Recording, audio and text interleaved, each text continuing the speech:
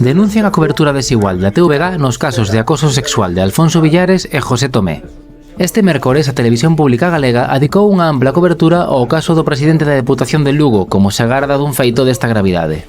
Informaron no telexornal, trataron o tema amplamente no termómetro e emitiron a rolda de prensa da súa dimisión en directo. Tamén lembraron que, ademais de alcalde de Monforte, era o secretario provincial do PSDG-PSOE de Lugo. Isto levou a moitos a lembrar a cobertura da dimisión do exconselleiro do Mar, Alfonso Villares, por unha denuncia de agresión sexual.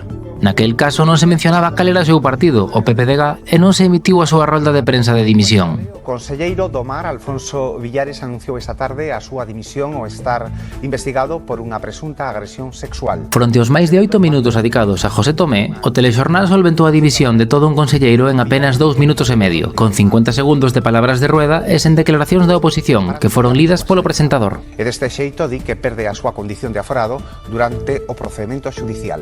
Os traballadores denunciaron en redes sociais unha dobre vara de medir e unha manipulación burda que insulta a intelixencia da audiencia.